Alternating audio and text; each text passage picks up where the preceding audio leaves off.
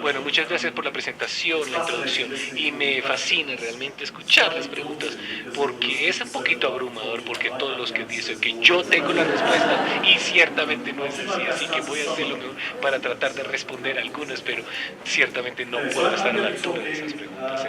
Bueno, yo voy a estar hablando algunas de esas preguntas relacionadas con específicamente los asuntos de seguridad alimentaria, y la seguridad alimentaria es uno de los asuntos más profundos para la humanidad, con la población creciente que va a ser más grande en el futuro que en el pasado. Y tenemos riqueza creciente que está asociado con los patrones de consumo de los alimentos, que tiene impacto ambiental y otros impactos. Si tenemos un mundo globalizado, tenemos telecomunicaciones, interacciones en distintas partes del mundo, y tenemos guerras comerciales entre, por ejemplo, Estados Unidos y China, que son indicaciones de cómo se suministran los alimentos, en este caso la soya. Así que hay unos motores profundos del cambio en el sistema alimenticio que ya sabemos que están ahí. Obviamente el cambio climático va a exacerbar esos problemas, entonces va a haber otra capa de complejidades,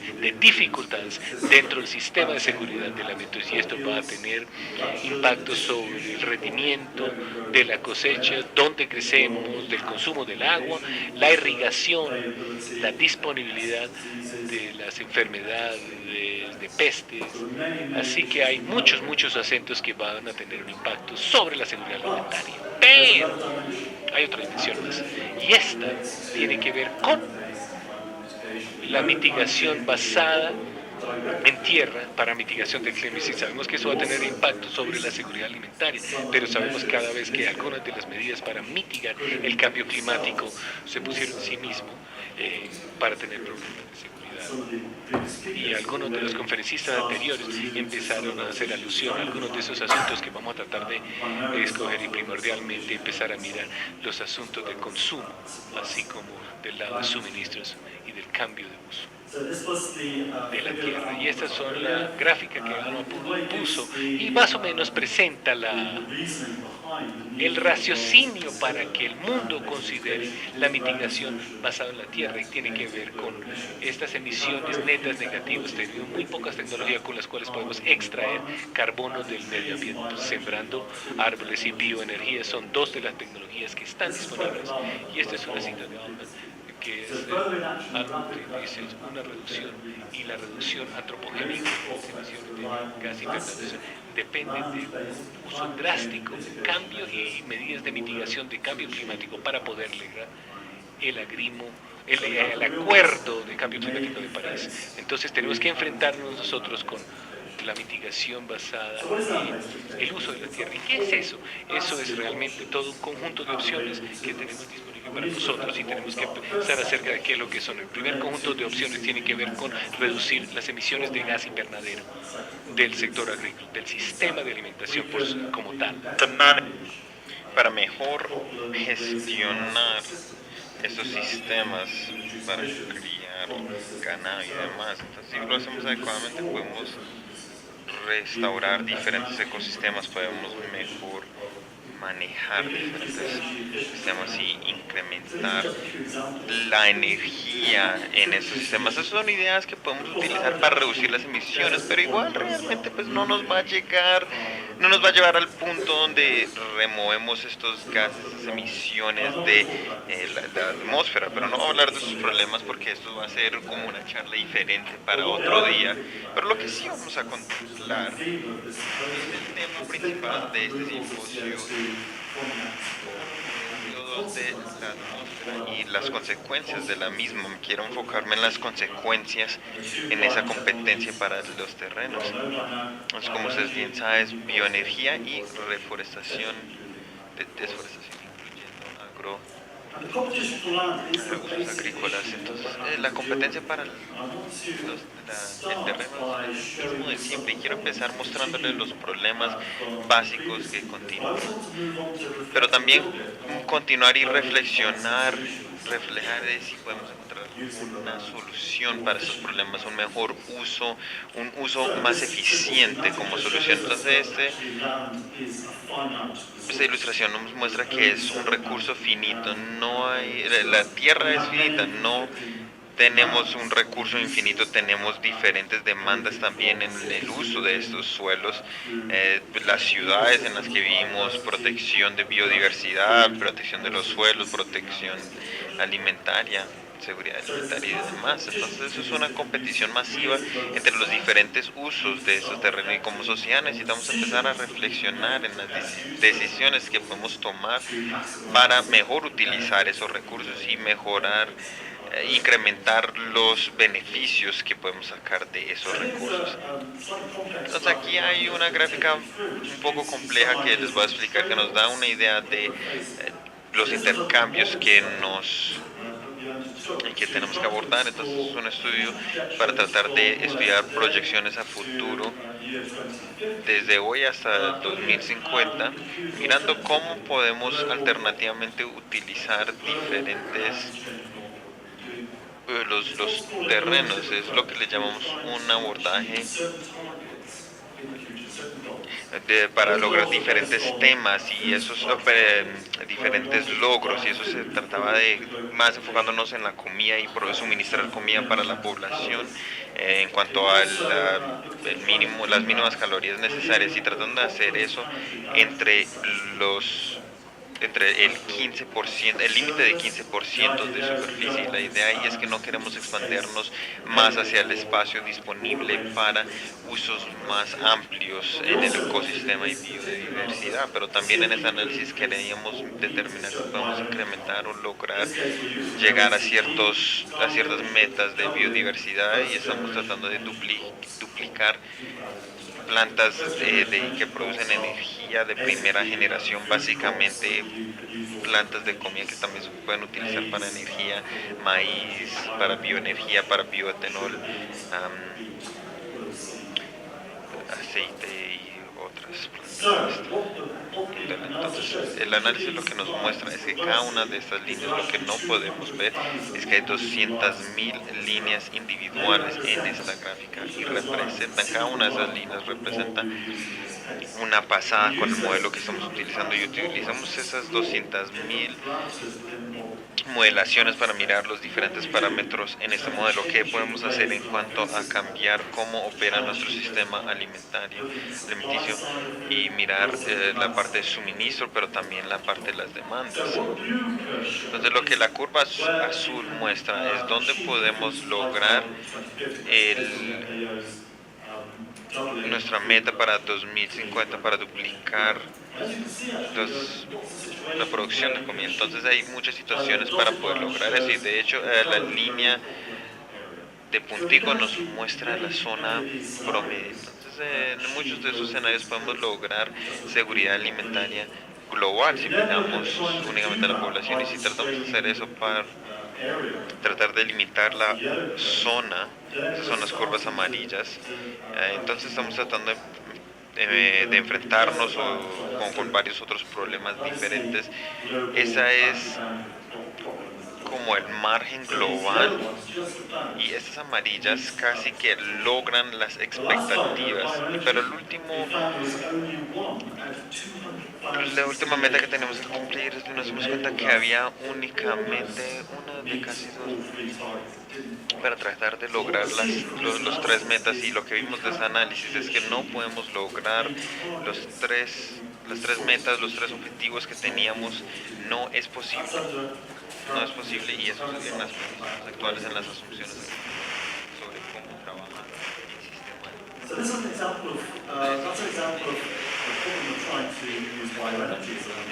Utilizar bioenergía como mitigación. Esto es un ejemplo de uno de los problemas de reforestación como un abordaje o una estrategia de mitigación. Esto es un estudio diferente que a diferentes modelos que acabo de mostrar, pero muestra los efectos de diferentes escenarios con reforestación, donde tenemos aforestación sin límite, aforestación en zonas arborales y deforestación en zonas arbolizadas, y estas en zonas donde estamos evitando deforestación. Y lo que podemos ver es que en estos escenarios no estamos tratando de replicar la realidad, estos son experimentos para tratar de si miramos las emisiones de CO2, las dos de aforestación, o perdón, los tres escenarios de desforestación, si miramos los efectos negativos, si plantamos más árboles, pues vamos a estar sacando CO2, entonces es muy positivo, pero en la parte derecha vemos que esto es un índice de precio de la tasa de comida. Vemos que nos da un beneficio masivo de carbono, pero vemos también un incremento en el índice de precios de comidas. Vemos que son casi 4 veces los precios que manejamos actuales, únicamente la competencia, debido a la competencia por los terrenos. Si no tenemos suficiente terreno para agricultura, pues eso nos va a incrementar los precios. Entonces es un intercambio, un equilibrio entre ambos. Pensé que también les gustaría este artículo en particular. Miran una división en las regiones, el impacto en las regiones. En Latinoamérica, por ejemplo, el tamaño de las barras muestran el impacto de los precios de comida. Entre más alta las barras, más altos los precios de comida. Y algo más interesante que quería resaltar aquí, uno de los impactos principales en los precios de comida en Latinoamérica es debido a la desforestación en zonas arbolizadas. Y mirando las zonas trópicas, porque si usted no está desforestando en zonas arbolizadas, entonces tenemos que ponerlo en otras zonas trópicas. Y así subir los precios. Y el punto importante aquí es que ninguno de nosotros está actuando solo. Es decir, las conexiones en el globo están conectadas en el mundo macroeconómico. Las decisiones sobre la mitigación de tierra que se tomen en una parte del mundo tienen impacto en la otra parte del mundo y viceversa. Así que estamos teleconectados globalmente. Entonces, ¿qué se puede hacer para tratar de resolver algunos de estos conundrums de la mitigación de tierra? Y podemos empezar a pensar acerca de encontrar soluciones. Entonces, listo, entendido así, ¿qué se puede hacer? Pues lo obvio es que se puede hacer para que haya más tierra, para producción de alimentos, para reforestación y para producción de energía.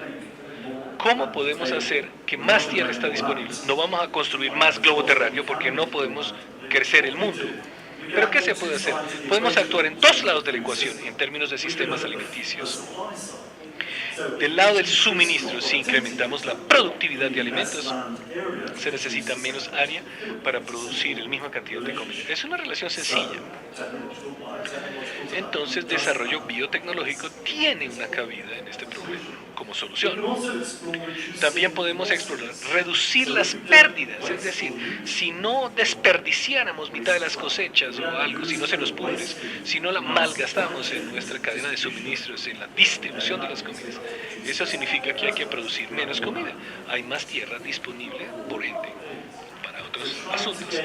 Entonces, tratando de ser más eficiente en la producción y transporte y distribución de la comida, así como la eficiencia en el procesamiento de los alimentos, en el sistema de ventas al detalle y en las industrias, en las agroindustrias, es clave en mejorar el acceso de los alimentos a la gente. Pero, sin embargo, tenemos que pensar acerca del lado de la demanda, de el consumo de alimentos, y los dos asuntos críticos aquí son un cambio dietético y cómo las dietas tienen impacto sobre la tierra que se necesita para abastecerla, y también una reducción en el uso de desechos. Así dejamos de botar tanto de estos brownies en la basura, estamos salvando tierra. Hay una dirección directa a la tierra que no se utiliza para producir los alimentos que estamos desechando, así que se desperdicia menos comida, y eso va para todos, o sea, desperdicia menos comida. Entonces esos son algunos de los asuntos que quiero explorar. Si quiero darle unos datos, información, una idea acerca de lo que podemos lograr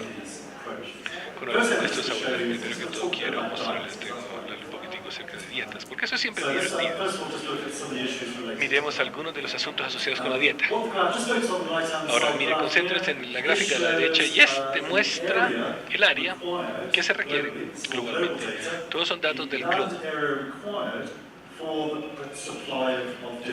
Tierra requerida para suministrar algunos bienes agrícolas, de alimentos. El azul, productos de fuente animal desde el 60 hasta el 2010, 40, 50 años, un incremento masivo globalmente en el consumo de productos animales. Y eso puede ser animales de pasturas, o puede ser productos animales basados en monogástricos. Y no voy a mencionar los otros, pero la bioenergía aquí tiene un impacto relativamente menor. Y esto puede ser bastante, pero el punto crítico aquí es qué tanto consumen los animales, el ganado y otros animales en pie. Podemos ver esto, y esto es lo que muestra esta gráfica. Miren, concéntrese ahora aquí en la izquierda, la gráfica de la izquierda. Esto muestra el periodo de 1960 a 1994, y es un análisis estadístico basado en datos reales que concluye que las causas del consumo de este ganado y esta barra aquí, esta parte del consumo de animales se debía al incremento de población durante ese periodo. Esta parte de aquí fue debido a que esa población que cambió su dieta. Pero si nos vamos al periodo de 1994 al 2011, lo que vimos es que una proporción relativa entre crecimiento de dieta, a pesar de que el crecimiento de la población era crítica en términos de cuántos productos base animal consumían, ahora se vuelve más crítica sobre las dietas y el tipo de alimentos que consumes en vez de el número de habitantes que hay como tal. Entonces eso es un cambio crítico.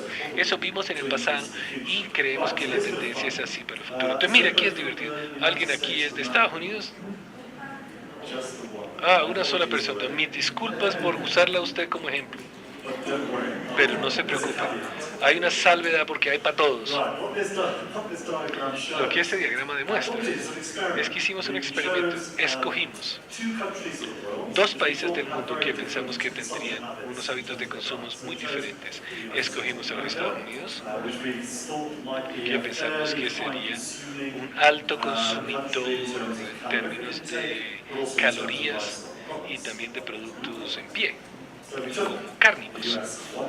Entonces los Estados Unidos fue un extremo. Si lo comparamos con una dieta de la India, en la India hay una cultura de no comer mucho carne de res, muchos vegetarianos, así que el consumo de carnes es bajo y el consumo de calorías es mucho más bajo. ¿Cuáles serían las consecuencias de estas 2 dietas arquetípicas para usar la tierra globalmente? Así que hicimos un supuesto primero. Entonces, ¿qué pasaría si todo el mundo tuviera la dieta de un estadounidense promedio?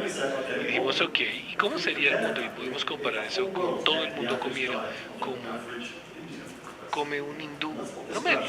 Y eso muestra. Y eso es lo que muestra esta gráfica. Entonces, mira al final.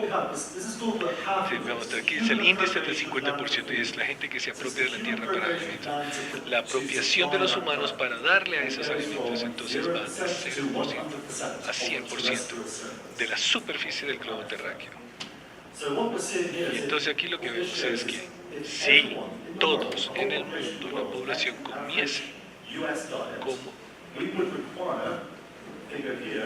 el estadounidense produce como 98% de toda la superficie de tierra para suministrar esa dieta a la población.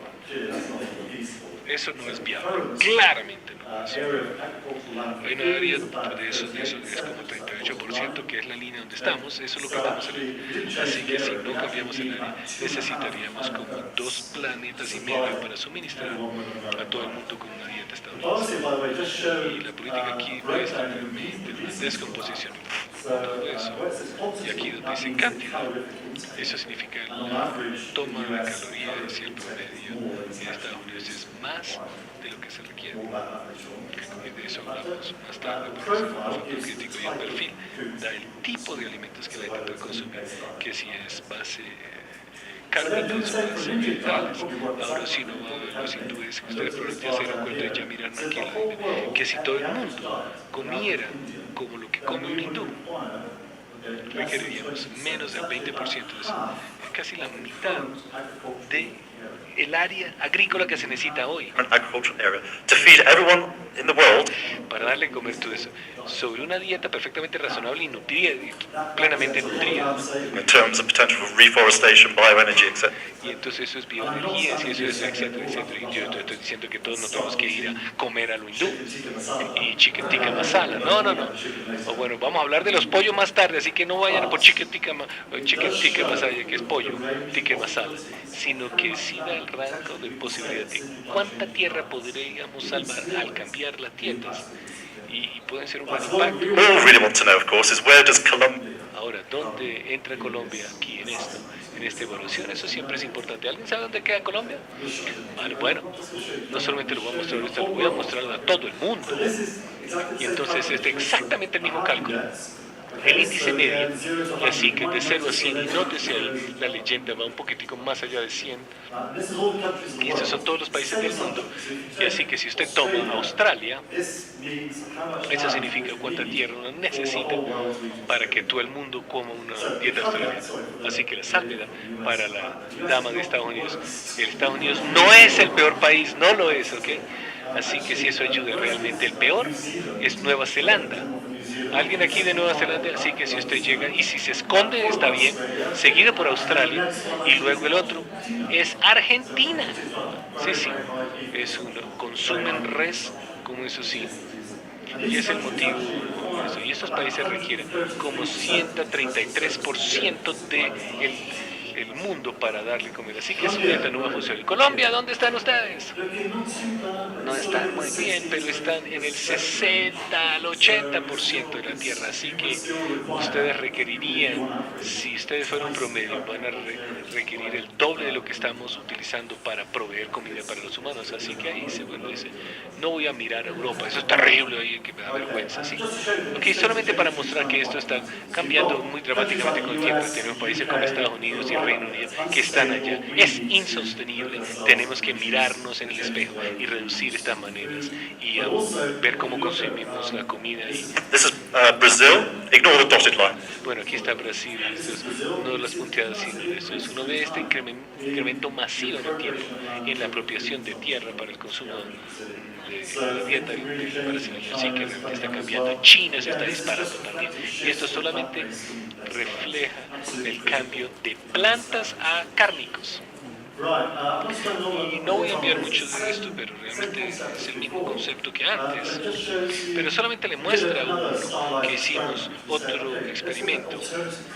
Miramos otras fuentes alternas de proteínas. No tenemos que comer ganado en pie. Podemos obtener proteínas de otras fuentes. Ahora, para reemplazar mitad de estos ganado en pie es realmente malo. El cerdo es un poquitico mejor, pero no genial. Pollo realmente está mejorando, pero miremos otra cosa así como insectos, mealworm y saben muy bien realmente, y langostas y eso son muy buenas fuentes de proteína. Y que de eso realmente los insectos tienen una tasa de conversación de biomasa y proteína, así que es una manera muy eficiente de utilizar la tierra. Así que si quieren proteína, pues freír unos insectos. Ahora, soya realmente es muy bueno. Bueno, solamente para una idea que hay unas alternativas dietéticas si quieren. Y hay muchas cosas que podemos hacerlas diferentes si les gustan ideas distintas. Hablando de desperdicios, y otro asunto que tenemos que hacer, y es un asunto clave, y digamos, lo que muestra, y parece un poquitico complejo, pero realmente lo que muestra es toda la cadena de suministros desde la producción de biomasa en el lado izquierdo hasta distintos procesos de distribución y las etapas hasta el alimento que llega al plato. de lo que realmente comemos. This is cropland here. This is Bueno, y aquí tenemos materia seca. Estos son pastizales y los colores muestran qué es lo que pasa por el sistema de la zona gris. Es lo que cae. Así que puede ser un residuo o eso. Uno no come toda la cosecha, así que unas partes se utiliza. No es como desecho, es un residuo, pero no lo consumimos. Y a medida que seguimos aquí, las pérdidas por transporte y pérdidas de ser ineficientes en convertir biomasa en carne, y tenemos pérdidas por procesamiento, desechos por desperdicio por consumidores, y otra que podemos así es sobreconsumo. Así que lo que tenemos aquí es esta cantidad de biomasa que se produce en tierra, se convierte en esta cantidad de consumo de alimento y de consumo no alimenticio que realmente llega al plato. Así que a lo largo de toda esta cadena hay un gran potencial de mejorar la eficiencia del transporte, la eficiencia del procesamiento de los alimentos, la eficiencia de la distribución y de acceso a los alimentos, y también la eficiencia de no desperdiciar los alimentos con el consumidor. Así que muchas cosas que sí pueden ser, si pudiésemos hacer que este extremo de aquí fuera más grande, este podría ser más pequeño, ¿cierto? Eso significa más tierra para otros propósitos. Y aquí, esto es más o menos casi llegar a uno de mis dos últimos diapositivos, creo, por ahí. Y hay uno de sobre alimentarse, y es muy sorprendente. Cuando estamos haciendo este experimento, una de las cosas que uno ve en los periódicos acerca del desperdicio, que uno bota la comida que se pudre, y eso no es bueno, realmente es un desperdicio de alimento de tierra. Pero lo que encontramos fue que de lo que se quezó, 90%, es decir, el 10% se desperdicia. No lo consumimos, bueno, entonces pasa, se vence y lo usamos. Y nosotros, en efecto, podemos salvar mucha tierra si pudiéramos hacer eso mejor, en no desperdiciar tanta comida. Lo que encontramos sorprendente es que más de esa cantidad se desperdiciaba a través de sobrecomer. La obesidad realmente es un fenómeno global, no solamente en el mundo desarrollado, en el mundo subdesarrollado también, y es un desperdicio de alimentos. Estamos consumiendo muchas calorías, y la estadística de los economistas es que el 30% de la población mundial están padeciendo de sobrepeso o obesos. Eso es enorme. Si pudiéramos reducir ese 10% de desperdicio, podríamos, digamos, ahorrarnos una cantidad de tierra muy densa. Así que es una responsabilidad que todos tenemos acerca de reflexionar acerca de la cantidad y el tipo de dietas y cuánta comida consumimos, porque nosotros como ciudadanos individuos tenemos un papel que jugar en salvar tierras para reforestación y demás, etc. Ahora, lo que encontramos aquí es que hay 3 veces más personas de sobrepeso globalmente que lo que había gente malnutrida. Eso no significa que la malnutrición no sea un problema, es increíblemente importante, pero tengo que reconocer que hay una propiedad emergente y un proceso, una inquietud sobre comer. Y me están enfocando en el sobreconsumo, pero tenemos que reconocer que también está la importancia de el equilibrio en las dietas. Muchos países tienen un déficit en el consumo de carne, entonces hay algunos países que necesitan incrementar el consumo de carne, de ganado y demás. Son los que nos sobrepasamos ese nivel que tenemos que usarlo. Entonces voy a tratar de reunir toda esta información. Un test es bastante complejo, entonces les voy a explicar de a poquitos porque es la última diapositiva. Entonces es un estudio que hicimos en Europa. Además lo mencionó previamente, que una de las responsabilidades de regiones del país como Europa, que son consumidores masivos, no es pasarle a nuestro consumo a otros países del mundo y causar deforestación en otros países, no. Entonces hicimos este estudio y dijimos, bueno, digamos que incrementamos la importación de alimentos, los territorios europeos podrían volver a reforestar, podríamos a tener más bosques para mejor manejo de CO2 en Europa. Entonces aquí en la mano izquierda lo que tenemos son las zonas de bosques de Europa, 1 millón de hectáreas, y en el eje X tenemos la cantidad consumida más las calorías, y miramos diferentes blancos de reforestación, que es más complejo. Entonces tratamos de mirar, bueno, podríamos lograr o qué tendríamos que hacer para lograr estos objetivos de reforestación en Europa, y utilizamos el modelo europeo para mirar este problema, y en lo que nos enfocamos fue con lo que empezamos, el suministro y la demanda. Entonces aquí tenemos que mirar a ver el rendimiento de la cosecha, lo que hemos hecho alrededor del mundo en los últimos 40, 50 años. Y ahora tenemos el problema de si podemos continuar al futuro a hacer eso y mirar los porcentajes de ganancia. Entonces aquí arriba representa 70%, 75% incremento, y también miramos los diferentes escenarios de consumo de carnes.